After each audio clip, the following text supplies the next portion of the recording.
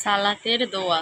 আবু হুরায়রা রাদিয়াল্লাহু তাআলা আনহু বলেন, রাসূল সাল্লাল্লাহু আলাইহি সাল্লাম সালাতে দাঁড়িয়ে তাকবীরে তাহরিমার পরে কিরাআতের করার আগে কিছুক্ষণ সময় চুপ করে থাকতেন। আমি বললাম, হে আল্লাহর রাসূল, আমার পিতামাতা আপনার জন্য কুরবানি হোক। আপনি তাকবীরে তাহরিমা ও কিরাআতের মধ্যবর্তী সময়ে আপনি চুপ থাকেন। এ সময় আপনি কি বলেন?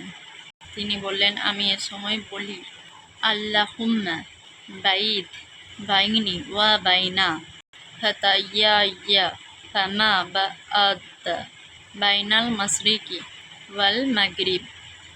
আল্লাহুম্মা নাক্কিনি মিন খাতায়ায়া কামা ইউনাকাস সাওবুল আবইয়াদু মিনাদ দানসি।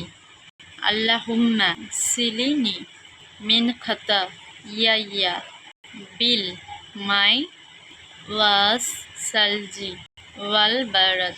অর্থাৎ, হে আল্লাহ, আপনি আমার এবং আমার গুনার মধ্যবর্তী এমন দূরত্ব সৃষ্টি করুন যে দূরত্ব সৃষ্টি করেছেন পূর্ব এবং পশ্চিমের মধ্যে। হে আল্লাহ, আপনি আমাকে আমার গুনাহ সমূহ থেকে এমন পরিষ্কার করে দিন যেমন সাদা কাপড়ে ময়লা পরিষ্কার করা হয়। হে আল্লাহ, আপনি আমার পাপ সমূহ থেকে আমার বড় পানি মেঘের শিলাখণ্ড দ্বারা ধৌত করুন।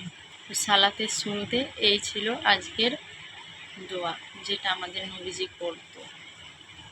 এই দোয়ার মানে নিশ্চয় বুঝতে পেরেছো, বাংলায় বুঝিয়ে দিয়েছি আজকের মতো। আল্লাহ হাফেজ।